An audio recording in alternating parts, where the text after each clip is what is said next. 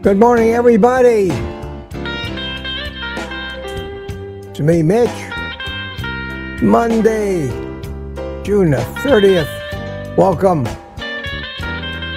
Welcome to Morning Coffee with Mitch. And as usual, let's drink it if we got it.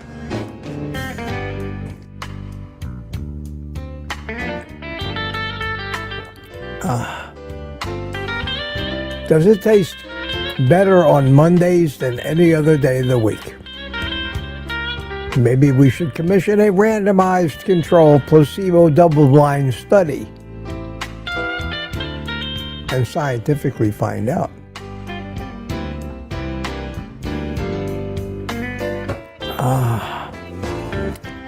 Well, good to see you all. Good to see you all.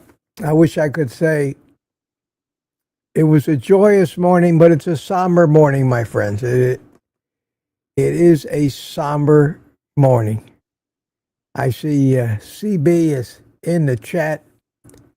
Last night, I get this email from CB.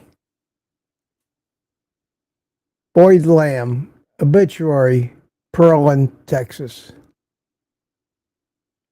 Now, I don't know how many of you are really all that familiar with Boyd, but I can tell you that Boyd was one of the first followers that I had when I came back on Carnivore, and he's been loyal ever since. Had a lot of email conversations with him. People have had a lot of conversations with him in the chat. And I got this email from CB, who lives up to his detective credentials. We've been wondering what happened to Boyd. We haven't heard from him for 3 or 4 days. And leave it to CB to try to find out what happened. And he says, OMG, sir, nobody has heard from him for a while. And I decided to search Google friends with him on Facebook, and the birth date and location matches up. And there's a link here to this website with the obituary, and a little tear came to my eye. It made me very sad, because Boyd was a pretty neat guy and a very special guy, not a guy who was at all about himself, because I've never seen him. I don't even know what a picture of him looks like, but I know Boyd. He was one of the original Mitchfits before there were Mitchfits, and he was way too young to go at 67. At 67. I'm sure he was a healthy eater for the past few years. But as I'm finding out, and so many of us older carnivores are finding out, you still have done tremendous damage. And some of us paid the price for it. I'm lucky that I only had a stroke.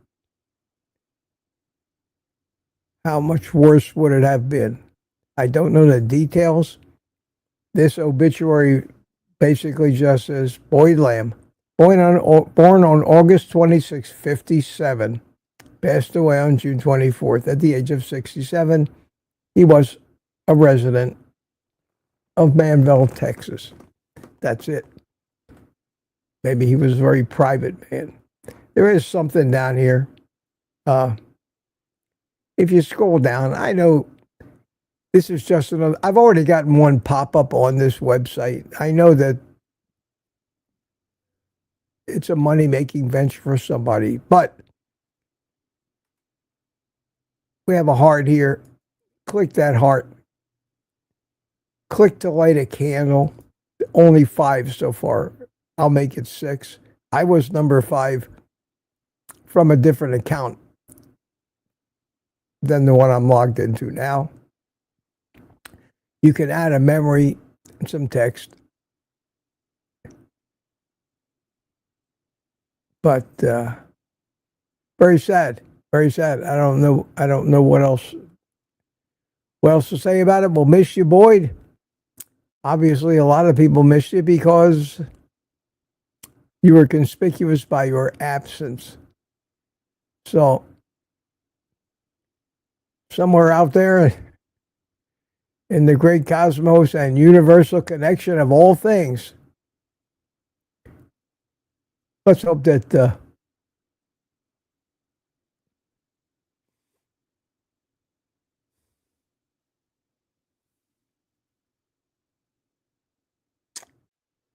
excuse me.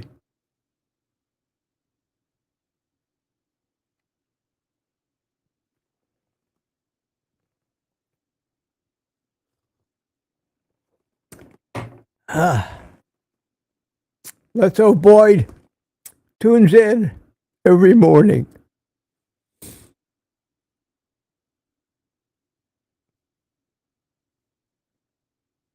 Wow. Didn't realize it would hit me like this.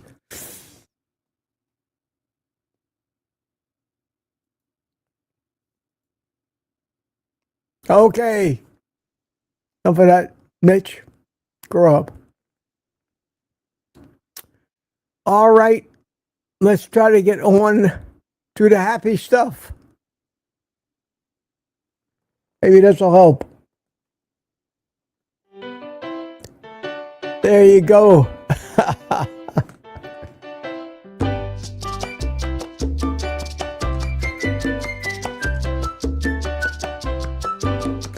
See, if I was just recording this, I could edit all that out.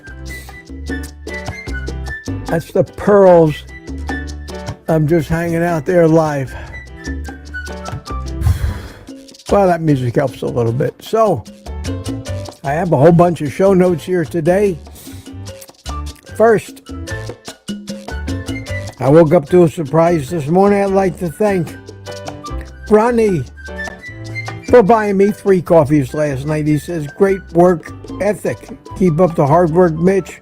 It's obvious that it's paying off. Thank you, Ronnie. Thank you so much. And that's always a surprise in the morning. It doesn't happen very often. But thank you. Thank you so much. I appreciate that. All right. That helped. Next thing I have on my list here is a meetup Wednesday, day after tomorrow, Wednesday morning at the Estampa Gaucha Brazilian Steakhouse in Brazil. Nelson will be here, and at last that I heard, Kilts will be here. I'll be here. A star-studded event, at least as far as those guys go, and we're looking forward to it. I don't think it's going to be a huge turnout, but whatever turnout it is, we're going to have a ball. And I got a little special extra for myself. Mike Seeley and his father, that is United Carnivore and father of United Core and wife of United Carnivore, are going, since Junior's going to be in town, they're going Tuesday, tomorrow, to the Brazilian Steakhouse to celebrate, I think it's Mike Sr.'s birthday. I may be wrong. And they invited me. After they twisted my arm, considerably, said, oh, okay. And I'm going to join them for lunch tomorrow and give the old semi-cripple a little tryout.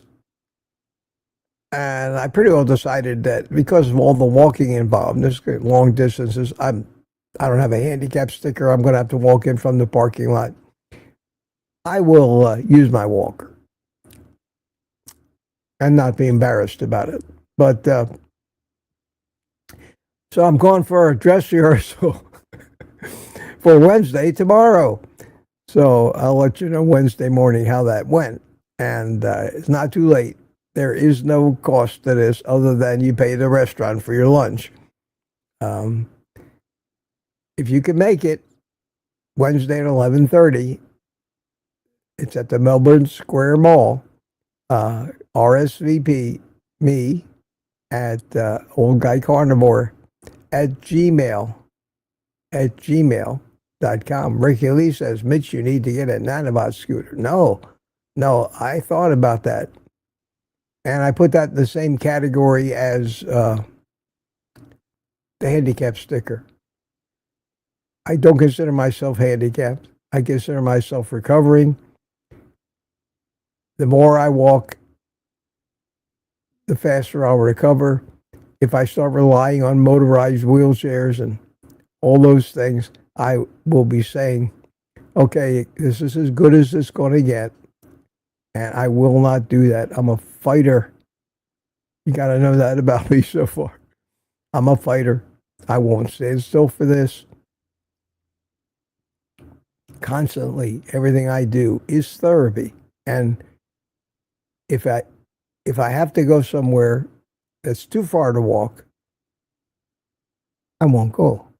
There's nowhere I need to go where I would ever need a scooter.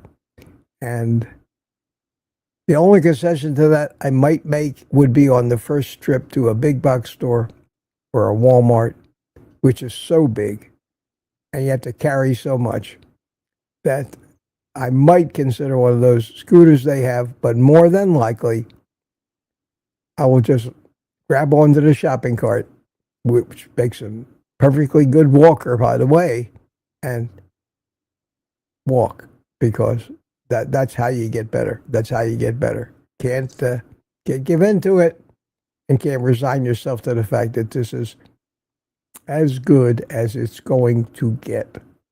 So that's the meetup. It says here, buy me a coffee. All right, I'll put it up there today because why not? Let me see if this is it. No, it's not it. Hang on a second. Should figure out somewhere to just have this in there, but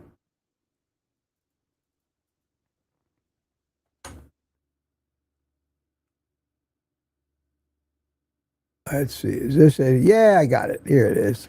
All right. Appreciate that. And let's get rid of this pinned comment. Welcoming everybody.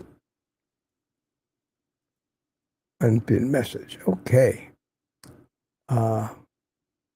That's that. Now, next thing on my list. God, that first thing just threw me off. Holy cow, just threw me off. I had no idea it was going to hit me like that. June 30th today. The year's half gone. I just thought I'd mention it. And 4 months into my stroke recovery. Wow. I want to thank Wendy, the furrow grandma, for visiting with me yesterday. We obviously found something to talk about because the thing went almost 2 hours. Almost 2 hours. Wow. And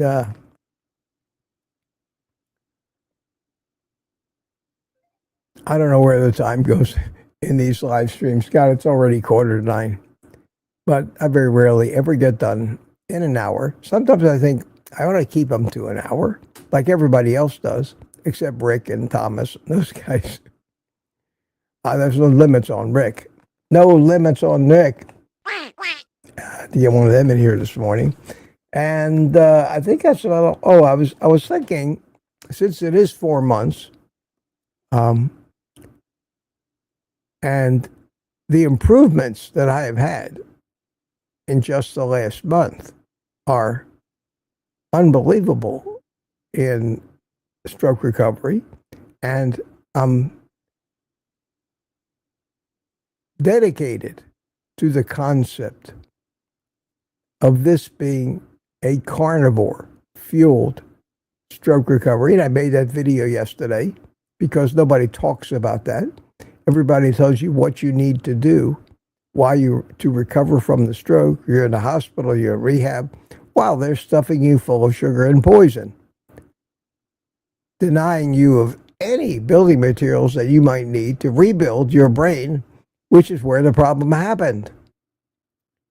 Along comes Mitch and says, "Hell with you, bring me meat." The doctors say, "Oh, sacrilege. How can you, in a hospital, in a place of health and well-being, how can you?" It's like blasphemy in a church. You ought to be ashamed of yourself. If you want to kill yourself, don't do it here. I would have gladly obliged. But I think that if every stroke patient was told honestly about how a human brain heals and what raw building materials it needs to heal and where you can get these other than in a pill or an injection. You can get them in a tasty ribeye, for God's sake, with butter all over it. I think they might say, "Hey, that sounds good." But I dream, I dream. But I think, I honestly think that there's something to that. It just makes sense. We got to bring common sense back into this discussion. So I think what I might do, and you might find it interesting, you might not, you might be tired of this already. You would not believe, for example, how my piano playing has improved as my right hand is improving just in the past 30 days. So maybe if there's enough market improvements to be noticed, I'll make a video, a monthly update. And this is 4 months now. So I think I might do that. If you like it, fine. If not, that's fine too. But I think it's important because nobody out there, that's for sure, is chronicling, like I am, the recovery from a stroke on carnivore. Now, it's very, very hard to do any kind of study because no two strokes are alike. There are people who recover from strokes much faster than I did. They might not have a very mild stroke. It hit something different. They were affected by different, but from 100% paralyzed in the right arm and leg to today would be a good place to start the comparison. So if anybody else knows anybody that had a stroke, not so severe that their face drooped and all that, but that lost all control and feeling in their right arms and legs, it will be interesting to see how their recovery went following the standard medical advice of taking beta blockers, of taking statins, of eating no fat, of eating no salt, treating it as a cardiac event, going on statins, all the usual nonsense, instead of just letting your cholesterol be where your body wants it to be, whether that's high, low, or otherwise. Your body knows better than the doctors, and eating a high fat, 80% high fat, moderate protein diet. Your brain needs the fat and cholesterol to heal. Maybe the protein helps, but as far as your brain health, you're a fathead. Fat and cholesterol, the two things that are sacrilegious to the medical community. I still marvel at how we got so misled, and how can we continue? How can we continue to stay misled? Rick says, Mitch is a big middle finger to the low-fat movement. I'm a double A double barrel middle finger with a drum roll. And even to embellish it even more, we'll add a few of them. When I hear that quack quack, I immediately associate it with most doctors. It's incredible. It's absolutely incredible. And anyway, that's my show notes for the day. Somebody bought me a coffee. Let me thank them. Thank you so much. It is. BMAT. Brian bought me 3 coffees this morning. Thank you, Brian. Very nice of you. Appreciate that. 30th of June. Yeah, when I see that date, wow. Okay, let's get back to business here. That was an emotional morning for me. I never thought that would have happened. That's about when it happens to you, it controls you. I wanted to just turn it off immediately. I couldn't. That's the power of emotion. That's exactly the same kind of thing that drives our addictions. It is emotional eating. It is your brain telling you need to react this way. And you're going to react that way whether you like it or not. Whether you like it or not. Something else just went beep here. Mark Whistler! Where in the hell have you been? A mother worries.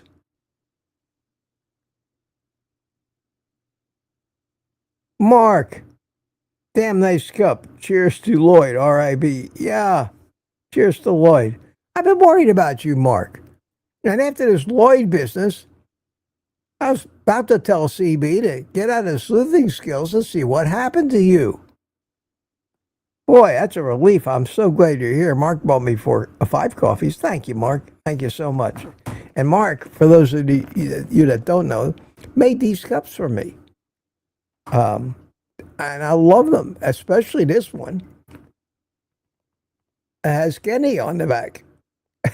It's a long story, but I use this. This is one of my favorite cups. I love the size of it. Love the message on it. I don't want to always use my official cup, but this one you'll see more than most. Maybe another one that has, instead of Kenny on the back, it has the old guy logo, the face with the cigar. Mark, good to see you. Thank you so much, man. And I put this up about 4:30 yesterday afternoon. First to chime in was Proud American, followed by Gary. And 4:30, no slow again, and no slow again. I hate it when bacon shrinks. I think most men hate it when their bacon shrinks. I just think it, usually it's the cold that does that. Mary M, not first. Sorry, Mary, but very observant nonetheless. Peter chimed in yesterday. Furrow Grandma, it was great to see you yesterday. I enjoyed that. And speaking of guests, somebody please let me know that you would love to come in and spend next Sunday morning with me. If I don't hear from anybody, I'm going to have to chase one of the repeats, like Rick, or Rick, or Thomas maybe. And we talked about Thomas's and Lewis's adventure up in Boston. I haven't heard much about that Boston meetup yet. Of course, I haven't been looking around much yet, but I'm going to look out for some videos and things from that. Should have been a great event. Maybe to tune into Thomas after this and hear the whole story. Thomas, I promise I won't go 6 hours today and keep you sitting on the button waiting to get started. Michael Pregler was here last night. Meetup, how you doing? See you in the morning. Sandy Blythe was here. Good. See you in the morning. And everybody's saying hi to everybody. Lady June chimed in. Early morning for United Kingdom, but the middle of the night here. And Mike Silly, our first always wake up on a Monday morning at, what time was that? That was at 4:54 a.m., followed by Wayne Herman. How you doing from Lake Gaston, North Carolina? And Thomas is here, evidently safely back from Boston, escaped alive. Mike Silly Sr., beautiful Sunday morning. It is a beautiful morning. I have been outside. It's gorgeous. I think immediately after this stream, I'm going to go immediately back outside. It's too pretty. We had a lot of rain yesterday, a ton of rain, and we need it. But ton of rain. Charger Mopar Rick, countdown to quiet time. Yes, sir. And Jerry Bell chimed in. How you doing, Jerry? Good to see you. Chris Swain. Hello, Mitch and Mitch Fitz. Roxanne, friend was here. Good morning. Want to count down to 8:30, which is awful late to be doing this, but it's been a busy news morning. Chris Swain from Australia, good morning. Good morning to you. And Rick says, good morning to me. Well, let me honor Rick. Simply. Honor Rick with a symphony. A symphony.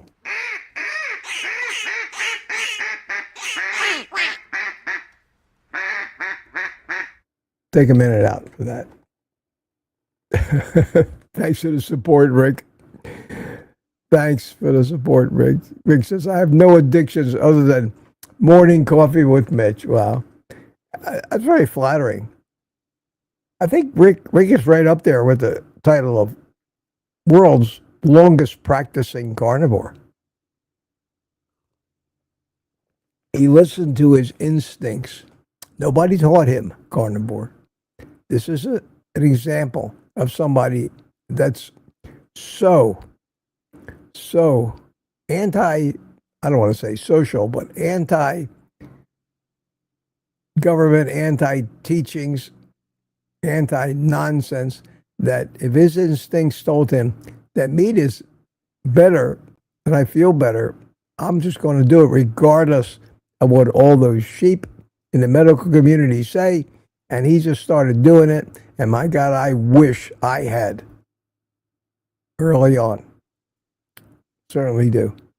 Florida, good morning, Mitch and friends. And Sandy says, Rick, Milton is a sweet addiction. Yeah, Milton. You know, when I watch Rick's live stream, and he spends half of his time chasing the cat around, Milton, don't eat those wires. Don't yank out that connector. Milton, I had to take the doorknob off the door so that you wouldn't keep opening it. I think Milton is like a rambunctious little 3-year-old kid. And you probably almost need to put him in a cage or tie him down. But it's entertaining, though. And cats are whole story unto themselves. Smoothie 420, sir. How you doing? Good morning, meat eaters. Aunt B is here saying hi like she usually does to virtually everybody. Bacon Baby, good morning to you. Tammy, hiya, Tammy. How you doing? Good morning, Mitch, and all you Mitch Fitz. Aaron, hi, Aaron. Good morning to you. Good to see you here this morning. And we're at 8:21 now. 8:21. Let's see. Graceful Lily, unfortunately, is going to be busy. Can't be here today, so I'll have to catch a replay. Well, you'll be here in spirit. Thank you. And on the way out, she reminds us that she already left her like. Well, thank you. Thank you so much. Boyd says, rest in peace.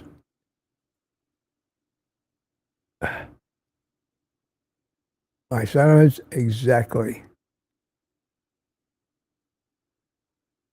Claudia Burkick's with us. Good morning, Claudia. We're up to 8:28. Terry said, good morning, Mitch, and all you meet readers, meter readers. Wow, that's clever. Sorry, I like that. Meter readers. Currently 64, lovely degrees with a high of 94. Wow. At least it got a little cool in the morning for you there. And Rick, checking back in. We're getting Melissa B at night, 8:29. Here we go, 8:29. Aunt B, Terry Sue, Chris Swain. Everybody's stabbing at that button.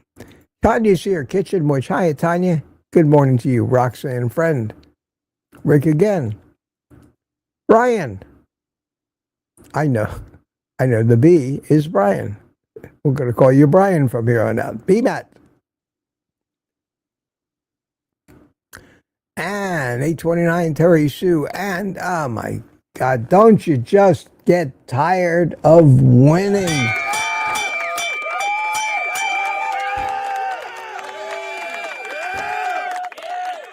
Don't you ever get tired of that, Gary. Congratulations. You're plugged in somewhere.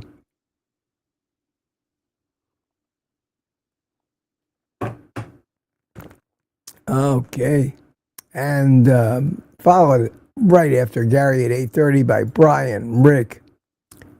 The Peach Baron said good morning. Aunt B, Lady June, everybody stabbing that thing at 8:30. We were live. Wish the news could have been better, but Terry Sue, Marla Kelly's here. How you doing, Marla? Terry Sue again. Oh, Tina Schweikerath. How are you, Tina? Roxanne friend again, still at 8:30. Smoothie 420, and Aaron and Michael Pregler and Bacon Baby and Aunt B and Aaron again and Meetup again and Aaron again and holy cow, Rick again and Loretta Nato. These are all people who hit it at 8:30 on the money. Terry Sue, Craig Smith. Hi, Craig. How are you, my friend? Good to see you out there on the road somewhere. And the first one at 8:30, CB chimed in. CB is like, and in case those of you who don't know it, CB is an incredible resource for our community. He's the man who, out of the goodness of his heart and pocketbook, sent me the magazine with Ansel Keys on the cover. He has sent me the book, the original book from Crisco. He has not to do that stuff. He's always very helpful. Got a great sense of humor. And I'm happy to call him my friend. And I feel like I've known him a long time. I'd love, eventually we'll meet. It'll be great. But I don't need that in order to call you my friend. So CB, thanks so much. Thanks for doing the detective work about what happened to Boyd. Wasn't good news, but at least we all know.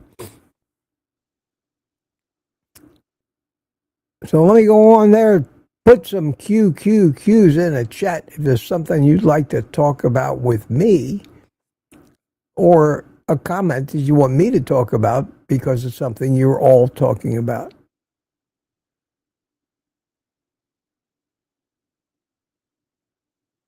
Yeah, everybody's reacting to the news about Boyd, and this is true. Whenever something like that happens, you immediately, every one of us does it, compare it to our age.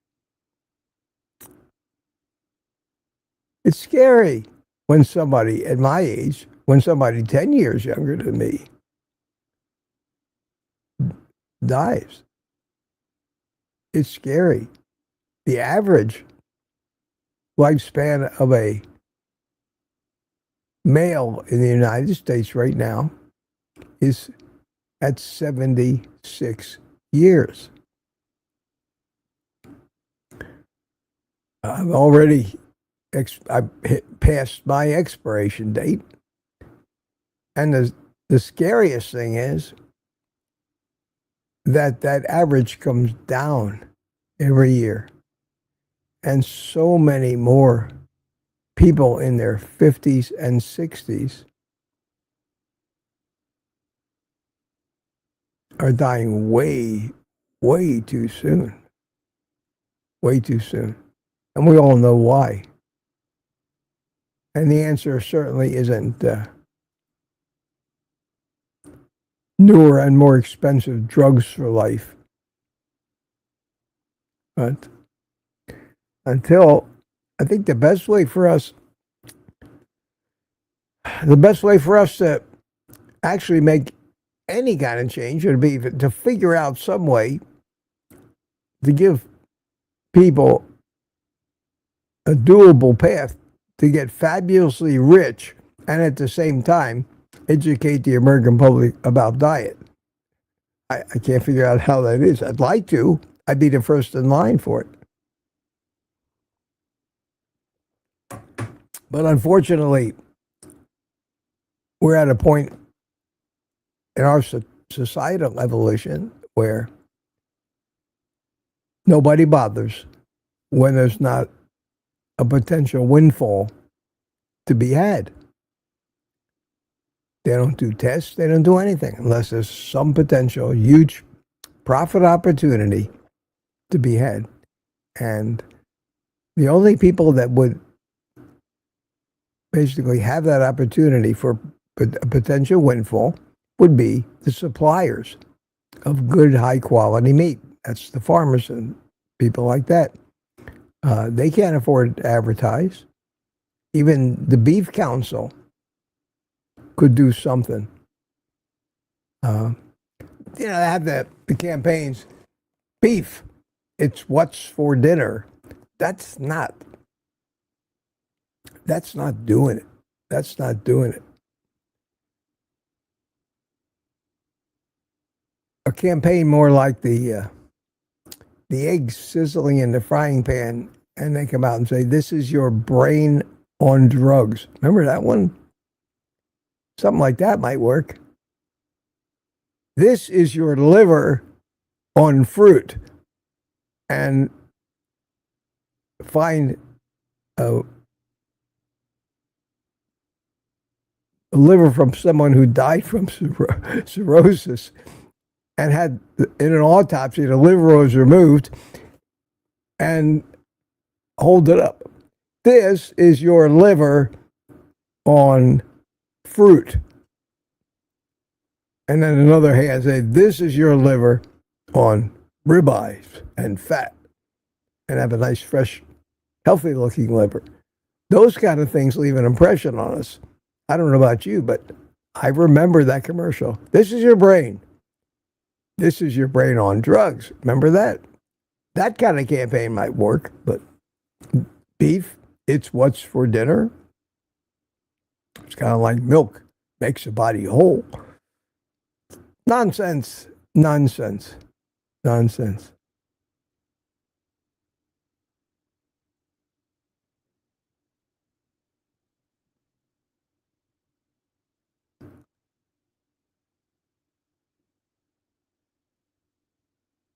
Yeah, Tanya said Boyd had an orange star. Yeah, Boyd was one of the first. Boyd was always one of the first. He used to buy out of his way to buy things through my Amazon links to try to help me out. He was a stellar human being. I wish I would have known him personally, but he was a private guy. You notice he didn't want to come into the panel in our private live stream. He was content to sit back and watch. You didn't find a picture of him anywhere. His avatar didn't have his picture in it.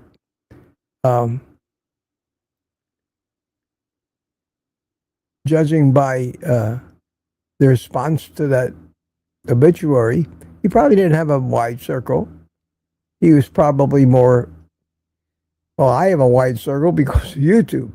But if not for YouTube, I would be what most people would consider kind of a hermit, just hiding from all the nonsense in this world and lunatics. But everybody's lamenting Lloyd because this is when I was talking about it. So We'll skip past that. I know that everybody feels. Tanya says, Mitch, when you had your stroke, he was a big part of getting us together on Discord along with Ellen and Tuka. I didn't know that, but that makes sense. I figure that. Yeah, he was a great guy. He was a great guy. Yeah, Tina says, so sad.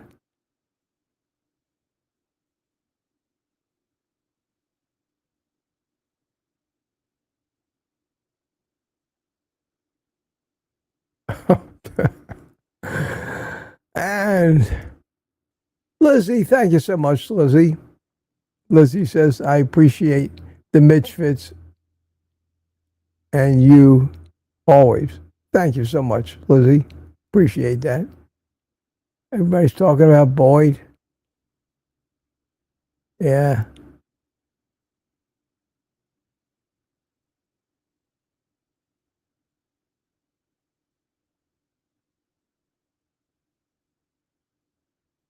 I'm going to read these, so I won't rush through it.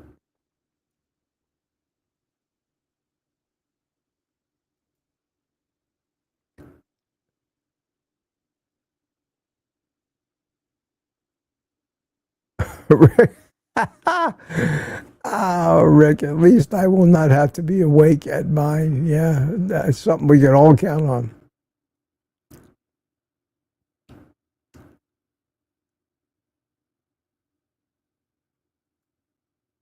Me too is dedicating the stream to Boyd. May he be welcomed into the communion of saints. Yes, true. Rick says that when he dies, the vegans have a block party.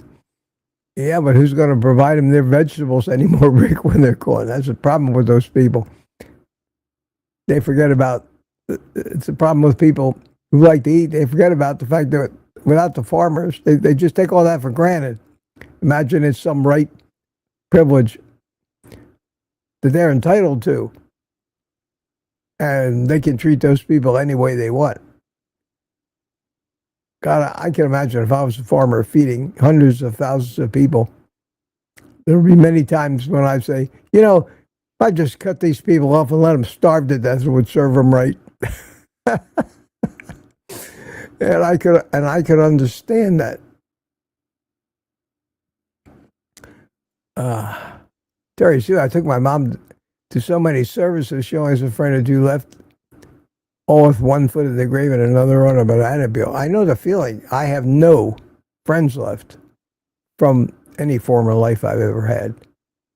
And you all know that even my psycho second ex-wife died a couple of weeks ago. And I say psycho because I don't want you to send me any condolences. That was basically Liberation Day for me, even 20 years after my divorce. I could not. The woman was the Terminator. That's what I called her, the Terminator. You could not stop her. The mission of her life was to ruin me in any way she could and my children for no reason other than her. Bipolar, paranoid, schizophrenic, created fantasy memories of the terrible things we all did to her while we were trying to help her.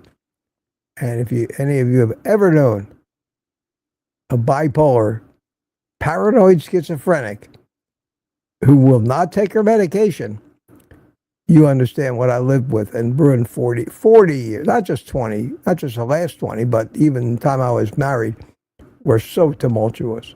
And all I did was try to make peace everywhere I turned. I'm not a mean guy. I don't abuse people.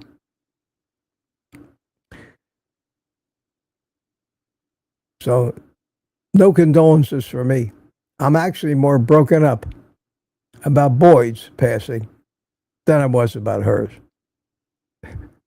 I was almost ashamed of myself for that too, because I deeply understood it was an illness, that somewhere in all that nonsense and lunacy, there was a wonderful woman that I fell in love with.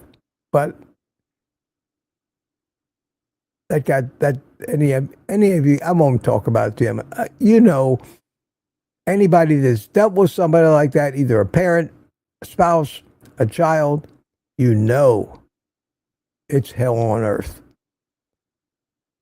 The relatives of those people need support group. I would form one and call it Relatives of Psychopaths Anonymous, because that's where the help is needed. The psychopaths, you can't help them. You try to help them, they just turn on you. Ricky Lee is here. Ricky, how you doing this morning? And Tuka obviously is in the house. Michael Pringle says hi to Tuka. CB says, Mitch, I couldn't have gave a tribute to Boyd any better than you did. That was thank you. Thank you, CB. Thanks to you. I was broken up about it when you told me. I know I didn't. I just dashed off a quick reply to you. And I said, sorry to hear that. Thank you for the work you did. But I didn't realize that hit me that hard until I actually came out and said it.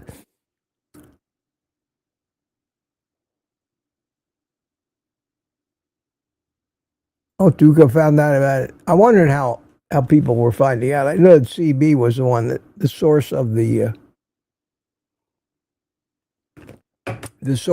announcement. And Sandy Blythe made her cry too. Yeah. We are those kind of people. We're smart people, but yet more compassionate than most. Have feelings. Actually really do care about human beings. That's why I love this group. And B says, CB, thank you for bringing it to us. And everybody is thanking CB. Wow, it's a compliment. Terry, I hope Mitch does my eulogy that well. You guys are going to have me bawling like a child here. I hope I don't have to do any more of those for a long time. That's the first one of our community that we lost. We've had some misfortunes, but this community has been going for quite a while. The core of it. Most of you are the core.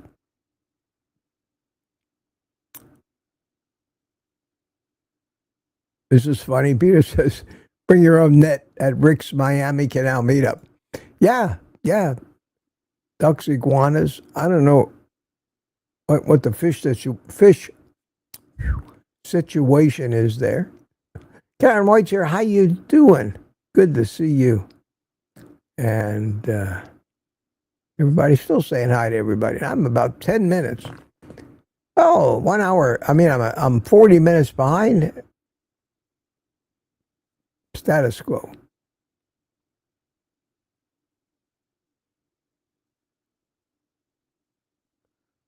How about that? CB says, wow, I just realized that Boyd had the orange badge while I had the gold, but today, during his tribute, I advanced to the orange badge. Thanks for passing me the badge, Boyd. Yeah, CB, you and Boyd go way back. Tuka says, you'll be my new adoptive father then? Says Tuka. Question. No more kids for me, Tuka, especially not ones as big and hairy as you. But I still love you anyway. Just don't want to be your father.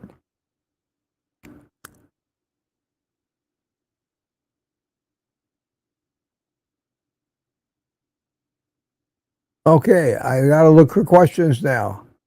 We all got past the bad news. And let me see. Looking for QQQs, trying to catch the gist of some of the conversations. Oh, here's Terry Sue complimenting the furrow grandma. Wendy has a great personality. Hoping Wendy is the right name for it is for the furrow grandma. It is Wendy. Rick says, but doctor, I want a heart attack. I can't even imagine you going to a doctor, Rick. I don't think the doctor would survive the examination. He would probably say, you think maybe you could do me a favor and find a new doctor?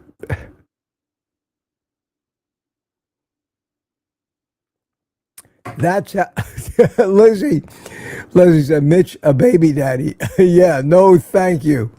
I know that there are men my age, especially some of the old entertainers like Bing Crosby, those guys that were in their 70s and found themselves a young wife and started a whole new family.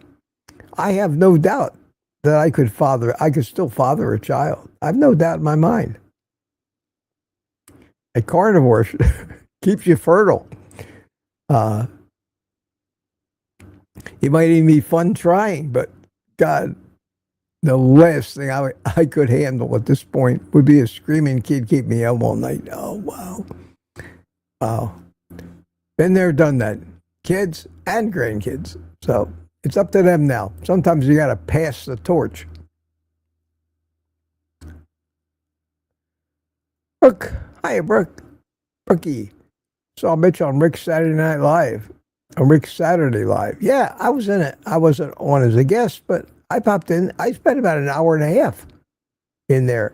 I'm entertained by Rick. I don't get bored watching him. I just had other things to do.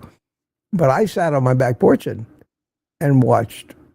And the problem, I'm not a chatter in the chats. It's just not who I am. I never did that kind of thing. When I turn on something to watch, I generally want to watch it. So I try to chat a little bit, but I can't go in here. Everybody says hi to me. I feel bad because I don't say hi back individually, so I say hi to everybody. First of all, I just can't type everybody's name, and if I try to voice typing, it just adulterates the names. And the spelling, most of them is bad or heard them wrong, and I have to go back in and spend 5 minutes correcting it, or look like I'm stupid for putting out a post with so many errors in it. So I can't do that. But I do watch. I certainly watch, and I enjoy it. Ricky Lee says, Rick, you eat ducks? It's a bear crap in the woods. Rick says, yes, I eat ducks. A lot of people eat ducks. I like duck. Duck, I think, is a good meat. It's got a lot of fat. And duck fat, I imagine, is pretty good for you.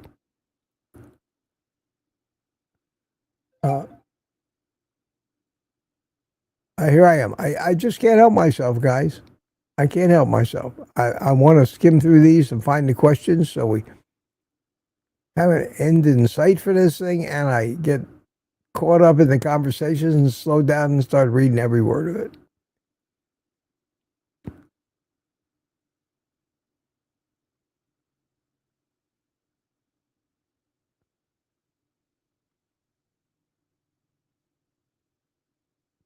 DS111, got a good point here. There's no reason for me to watch a carnivore documentary. I've already seen them in segments over the last 2 years and from different sources. There are a ton of carnivore documentaries out there, most of them free.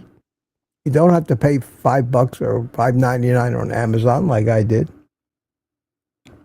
For me, I watch it because I'm a YouTuber. It's part of the job.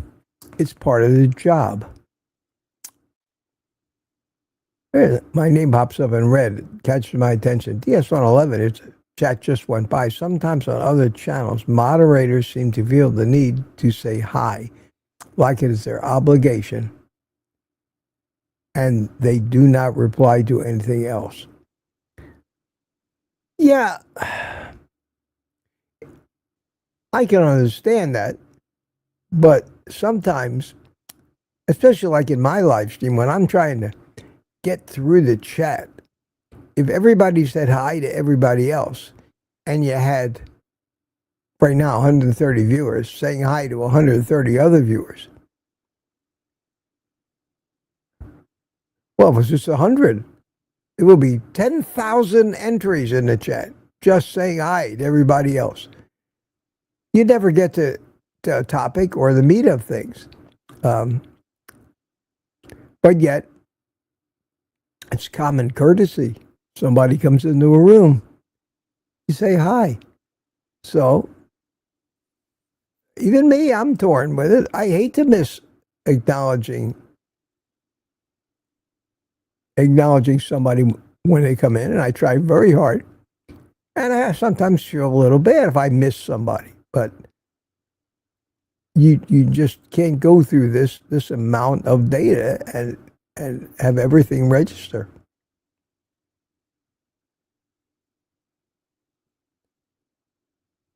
An interesting fact, if it's just true, a lot of retirement strategists said to us, the brain contains 20 to 25% of the body's cholesterol, while weighing 2% of the total body weight. Yes, and cholesterol is so important to the brain. It is the root of the what they call myelin sheath that insulates the connections between the neurons. Basically, without insulation, electrical circuits short circuit and nothing works. They burn out and destroy themselves. Cholesterol is so important in the brain that the brain makes its own. The cholesterol for everything else, the general repair of the body, is of course made in the liver. But the brain can't count on that. The brain makes its own cholesterol. Now, here's an interesting thing. Some statin can't get through the blood-brain barrier. I guess that means they would have no effect on the cholesterol production of the brain. But some statins do. Those have got to be the bad ones. Do I know that for sure? No. Why did I say that? It just makes common sense. Sometimes because something makes common sense doesn't mean it's always right, because weird things happen in this world. But usually you're pretty safe going with common sense if you know a few facts.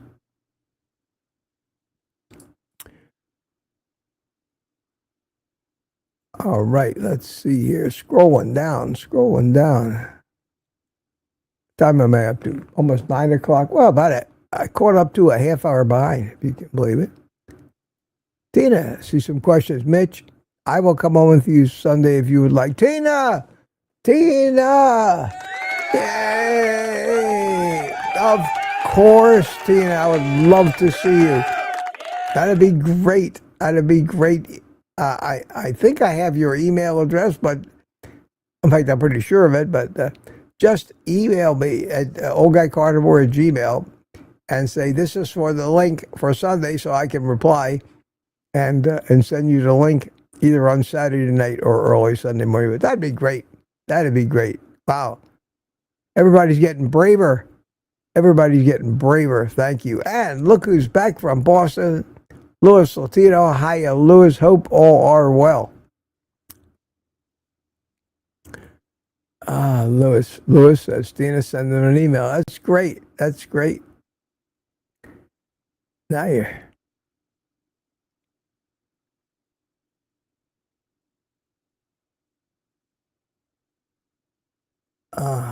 Okay. Yeah, I get caught up in the conversations. Terry Sue said, Greg Smith was here. Good morning, Greg. Missed the truck and the porch chats. Yeah, we missed you too, Greg. I don't know if I'm not sure we didn't offend Greg in some way. It just may be that particular 1 hour on Thursday, on that particular week and on that particular route, he may be in a place where he can't chime in live. So we'll hope we see him this Thursday. That'd be nice. All right. Gotta scroll.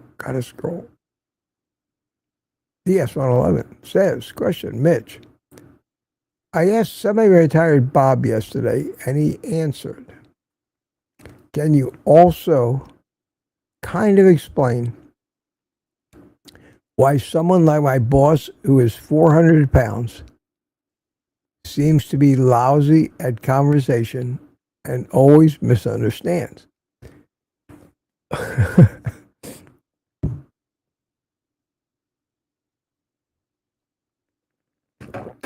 Boy, you could spend that. I can't even imagine what Bob's answer was. It's almost,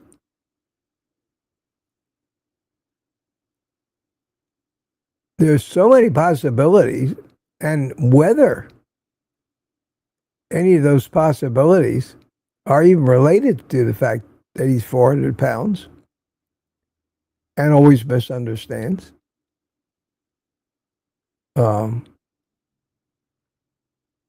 It's impossible to say unless you give him an incredible psych eval. It may have nothing to do with his weight. It may have everything to do with his weight. He may be so incredibly self-conscious about his weight that he's drawn inward. But it's an interesting, would be an interesting case study. But there's so many variables and unknown questions that shoot off of this. What kind of information does he misunderstand? Does he misunderstand concepts? Does he misunderstand math? So I couldn't answer that and come off with any anything. Says, well, this is why. I wouldn't know. But it's an interesting thing. But I can tell you this: doesn't sound like the kind of guy that I want to work for. I want to work for somebody that has a grasp of reality and understands most everything, including the fact that from time to time I need a raise.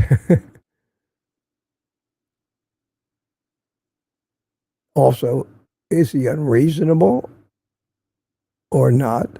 Can he be friendly or not? There's so many.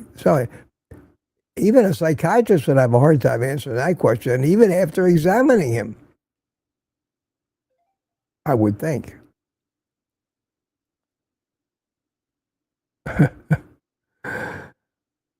Here's Wendy Ferger. DC in Australia has a video with a huge cacophony of duck noise. You mean to tell me somebody has beat my duck noise? Come on, people. I'll have to get more duck recordings. Let's see what I got going here. God, who is this from? Mitch, see you on Sunday. I got it from Tina. Sent me a lovely picture of her on a horse. Let me show you that, guys. On a second, I can do that. I have the technology.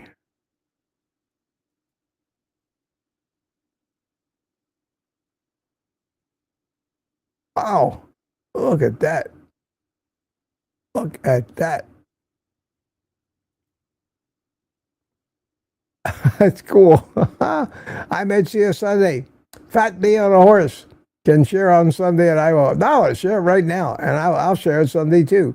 And I will send an updated new photo. Oh, that's great. That's a cool before photo. I like that. All right. Yeah, you never know when you might see your face up on this stream. And thanks for the mail. Mark Wilson says, have a great meetup tomorrow. Tomorrow is a birthday lunch, and the meetup is on Wednesday. Boy, Mark, I'd love it if you could make it here. And I'm so happy to see you in the chat today, honest. Terry Sue says, what time is your live today, Target Primary? And my answer to that would be, whenever Mitch gets the hell done talking, I'll come on. I think that's how Thomas works. Well, I'm going to try not to go too much overtime today.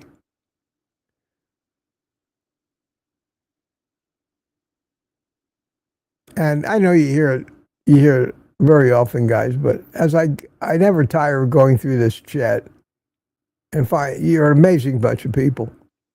An amazing bunch of people.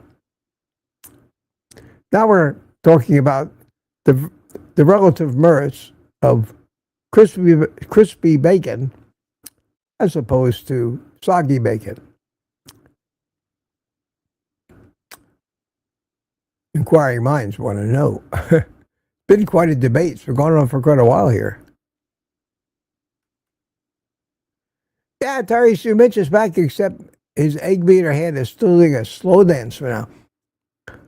Oh my God, I couldn't even hold the fork not too long ago, let alone move it around like that. The rate at which my right hand and arm are recovering, I think, is accelerating, which is good news, because I think it requires so many connections for one area of the body that the more reestablish themselves, the quicker they continue to reestablish themselves until somehow they've fully reestablished. I'm noticing also in my right leg, I've had, since the stroke, a lot of numbness, but I notice that I'm getting more feeling coming back more and more. And it feels weird, but it's an improvement. But it still feels strange to have the feeling come back. It's like when your foot goes to sleep and, because you sat on it wrong, and then it starts to wake up and it starts to tingle and everything. Well, I don't have the tingling, but I do have the feeling, but it's not all there yet. So we'll see.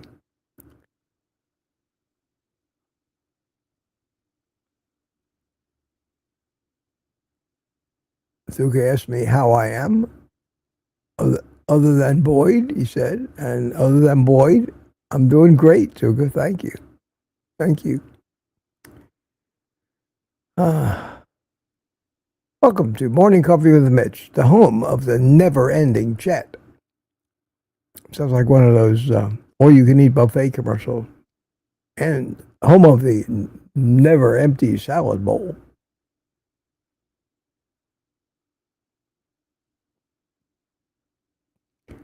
Questions. I have to start looking for the cues again. Fight the urge to read everything.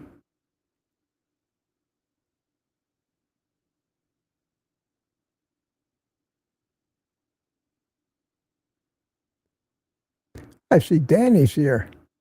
Hiya, Danny. Got to see your picture from Boston yesterday. Good to see you. Thanks for coming in. Still trying to catch people I haven't said hi to. Dixie Scott.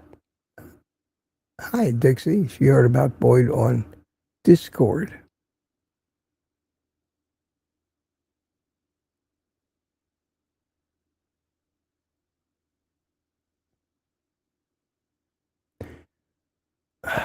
Tuka still wants me to be his daddy.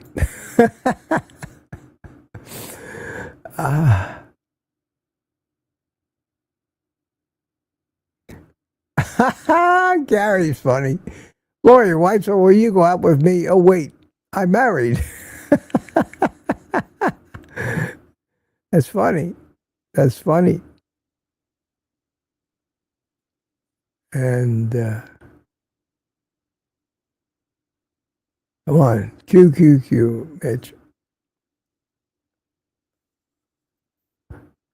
That's the problem. I can read pretty fast, and as I'm scrolling by, a word or two kind of catches my eye, and I slow down, and I get sucked in. Then I get sucked into the conversation.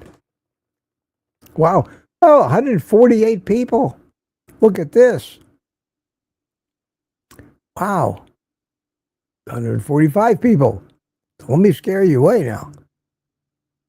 That's gratifying for a Monday.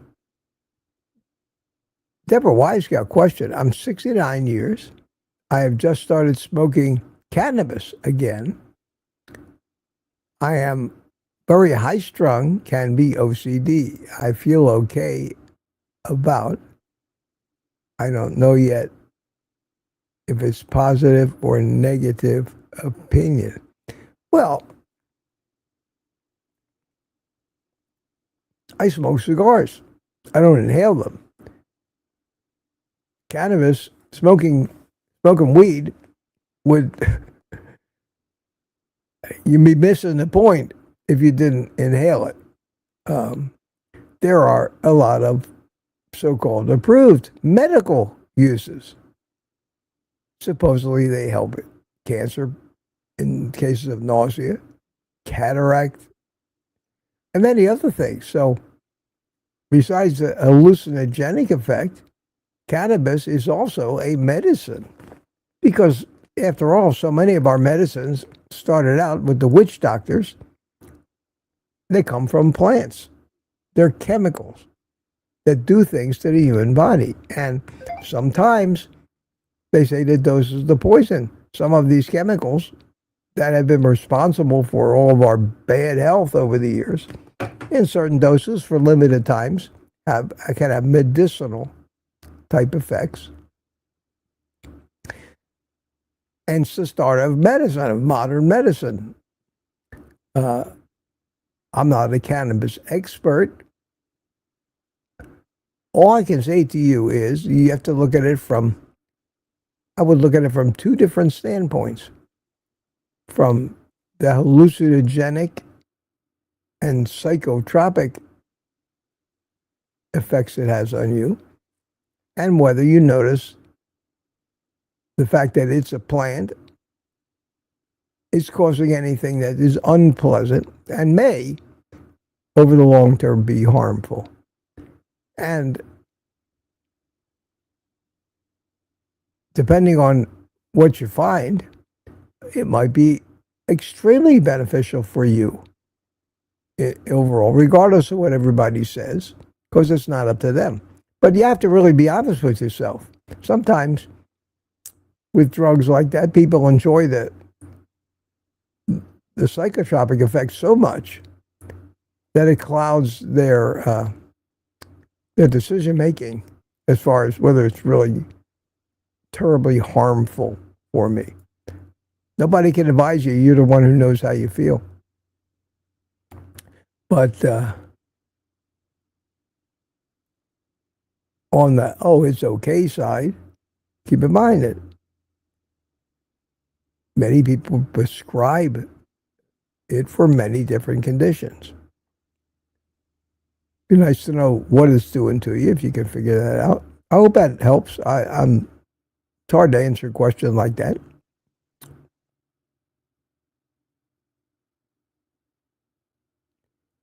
Lou says he's decided not to buy or rent the animal. I wouldn't either. I would not have watched it.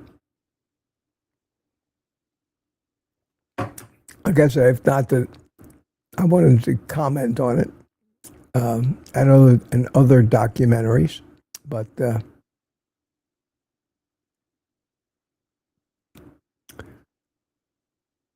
there's all that information is out there for free everywhere from all the same people that said it in the movie.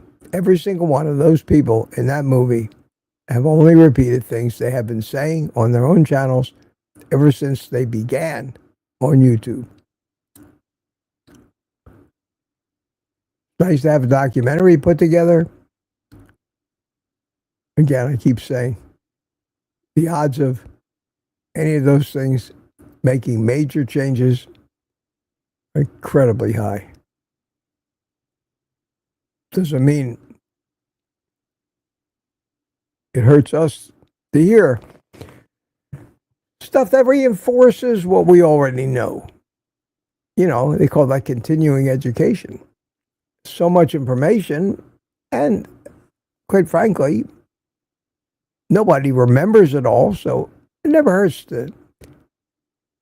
If you had a video that did you a lot of good in the past, that would never hurt you once every year or two to go watch it again. There's probably a point or two in it that you had forgotten. or that now makes more sense to you than when you watched it in the first place.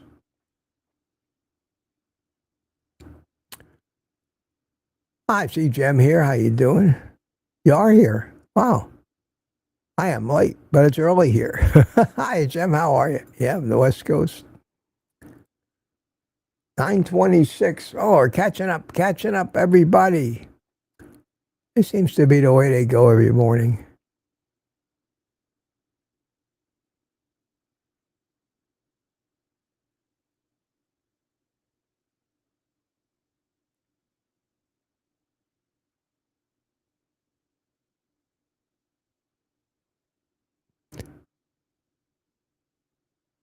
Yeah, Turner says I just changed the name of this channel to Mitch's dating stream. Yeah. Oh, wow.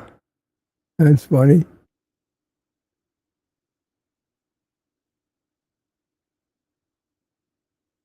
Oh, I gotta stop going slow. I get through this.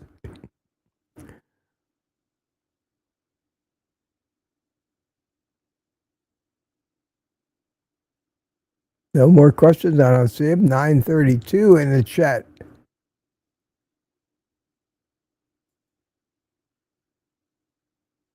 Oh, Mitch, my boss has trouble understanding the meaning of sentences. Wow. It may be that he's just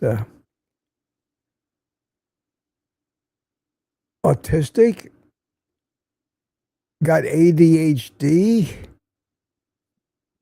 dyslexic. It could be anything. But more than likely, his weight is a consequence of his mental state as opposed to the other way around. Unless, I don't know how old he is. Maybe he had a stroke and didn't know it and left him impaired. God, it could be so many things. Could be so many things. How did he get to be your boss? Is there anything good? He says, my boss is very fat and jolly like Santa Claus. Well, if he's jolly, then he wouldn't be too hard to work. He wouldn't be too hard to work for. It's interesting.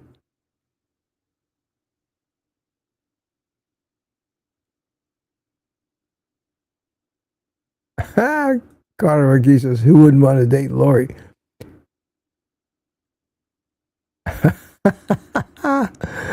That's great. Erin says she's taken. I'll take you off the dating site. We're really hot and heavy getting into this dating thing. Dixie Scott, I'll vote for the crispy bacon for sure. Laurie is. Evidently, Tuga gave her a nice compliment.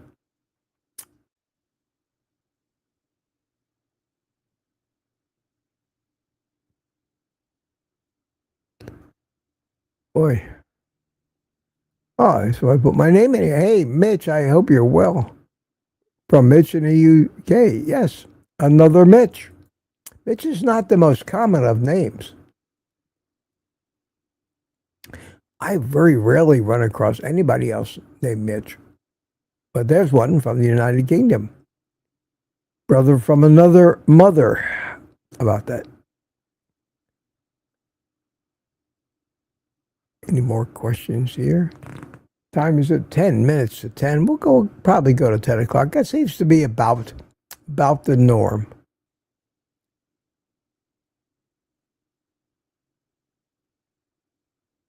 Attendance has been great this morning. Hope we didn't scare you guys off. This is great. It's my second morning in a row. I'm going to be doing it now, 6 days a week. Taking a vacation on Saturday morning. In fact, I'm taking a vacation for the whole day Saturday.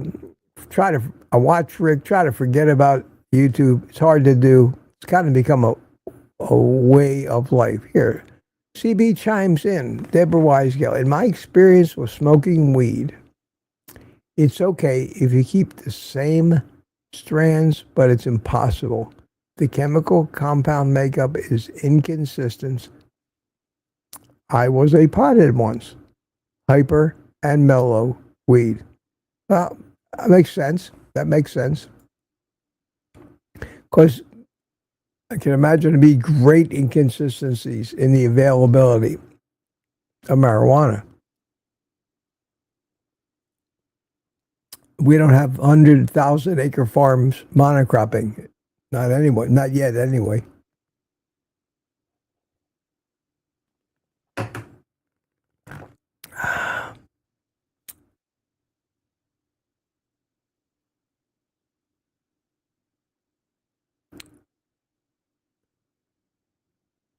There's so much information being shared here and a lot of humor. It's a great place to be. I understand why you guys come here. And it ain't me. You like the crowd. Shemet QQQ, your video was very interesting yesterday. The brain and balance. Wow, yeah, it's true. We don't think about that. For example, could you take this coffee cup and balance it on one finger like this? And how will you have to move your hand around underneath to keep it balanced? You'd have to make, it takes computers to do those kind of things. Anybody that's ever seen a gimbal camera work where you can move the camera around and the thing keeps pointing in the same direction is sending correcting impulses to the motors that position that camera thousands of times a second. That's how fast it has to react. Same thing like a Segway, one of those things with two wheels that you get up and you stand on it and it manages to balance itself.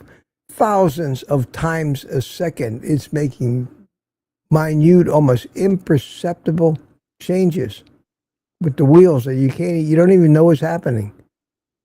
That's keeping it balanced. And that's the way our brain has to control all of these muscles simultaneously based on signals that come from sensors in our body. Those sensors are our inner ear canals, which have liquid that moves over tiny hairs. We have our eyes, although they can throw you off. You can be perfectly balanced, open your eyes and get disoriented and fall over. All of this stuff is going on at one time, thousands of times a second. It is as powerful, more powerful than a powerful computer. It's an incredible thing. When those connections die and balance goes, to rebuild it, to relearn it is what you're really doing, takes an incredible amount of time. But the only way to relearn it is to keep giving it input. And the only way you give it input is to put yourself in situations where you need to balance. So if you sit in a wheelchair to get here and there everywhere and never try to walk or maintain it, you will never recover. And that's what therapy is all about. Forcing yourself to put yourself in a learning mode, which is why at this stage now, my recovery, being very mindful of being safe and not injuring myself. Every opportunity that I get to walk without support, like cooking in the kitchen, up and down my patio outside, at least always being mindful of having something to grab onto if I should lose my balance. And sometimes I have lost my balance in the past, and there was something to grab onto, and it worked out fine. Confidence is another big thing, because this is a subconscious. It's a subconscious activity in your mind. It's something we're not supposed to think about, and we're not supposed to interfere with, because conscious thought always interferes with subconscious automation. Always. Sometimes the only way to do something is stop thinking about it. Let your brain go, do its thing. It's been doing its thing in all the animals that came before you with no conscious mind. I think if anything is ever eventually responsible For the extinction of the human race, it will be the fact that we have a conscious mind and the other animals don't. We outsmart ourselves at every turn. Just look around. So being conscious of falling hurts you. But it hurts you. Yet you can't just be oblivious to the risk. So it becomes a balancing act. And the times I found that I kind of walk the most natural now, and my arm is actually down at my side, is when for a second I kind of lose myself in the walking and stop thinking and just walk. It's tough. It's tough. It's not something that we're supposed to do after we're a baby. And when we're a baby learning to walk, our conscious mind is not getting in the way. That's the beauty of it. That's when we can learn the best. We're not analyzing everything quite yet. We're just doing it. Programming that subconscious. So, I'm learning amazing things about recovering from a stroke that I would never have known, and I'm trying to share them. And I hope to hell that none of you ever need to benefit from any of this, but find it interesting nonetheless.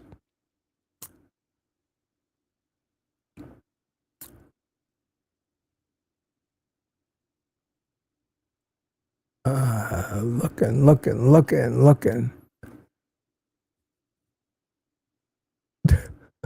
How you guys did tour me? Still renaming my stream. Get your own stream and call it a dating service. Still talking about bacon. It's always a worthwhile subject. And guess what? Bango! I have hit the end of the chat right at it's 10 o'clock. Yes, it's 10 o'clock. So, my friends, we did it. We did it. Thank you for coming. It was a after we got started and over the sad news, I had a great time. Made me feel better. And I appreciate all your company. I appreciate your support. Those people who were nice enough to buy me a coffee today, I want to thank you. I want to thank you as well. I think I got everybody. Yes, I did. Thank you so much. And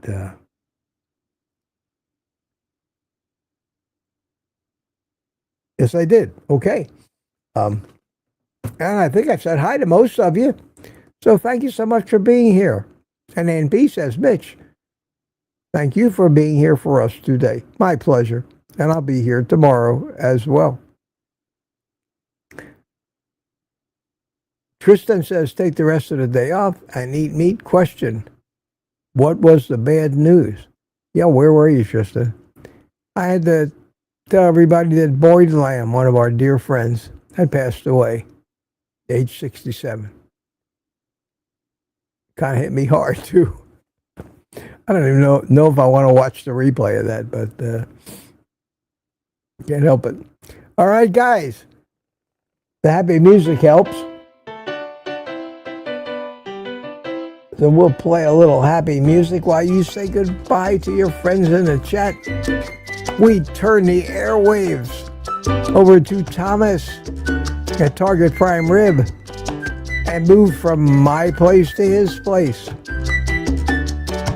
Yeah, Tristan. Way too young. Way too young. We all know why. So many pre-carnivore years like I had of poisoning ourselves in the name of good health and medical advice.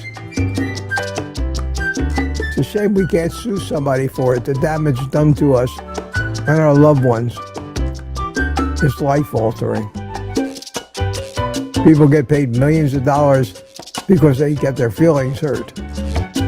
Somebody insulted them, yet some of us who lose our lives have strokes affected greatly It wasn't a car accident. There's no insurance to be had, so nobody to sue. That would cripple this country anyway if that happened. It'd be all over.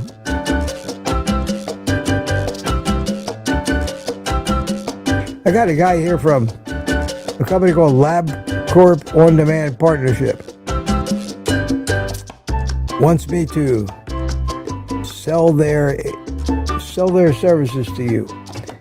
It's one of the few things I actually looked at and said, "Well, LabCorp's a big company. Now you can order your own labs, but they seem a lot more expensive than ownyourlabs.com." I'm going to look into them. The guy keeps emailing me. I'm going to look into them and then Own Your Labs. Find out if there's any advantage of one over the other, and if I think it's worthwhile, I might talk about them, because I think in these days when we're trying to take our health on our own hands and keep the doctors and their ignorance out of it, one of the things that probably would be desirable is a quick, convenient, and fairly inexpensive way for us to get our own lab tests without a note from the teacher, without a doctor's prescription. I'm sick and tired of having to get permission from a doctor to do something when I know more than that doctor does, and I know more what I need than they do. I'm sick and tired of asking permission. Would you sign my note? No. So these companies that allow you to order your own labs report the results only to you and not to Google and databases and medical databases, and even with the HIPAA laws, everybody still seems to know everything about you. That's a good thing. But if it costs 5 times more than Dave Feldman's group, Own Your Labs, it's not worth it. I'll look into it. We'll talk some more about it in the future. But for the time being, everybody, been great seeing you today. Had a good time. You know the drill. Till tomorrow, 8:30 a.m. And we'll do it again. Take the rest of the day off and eat meat.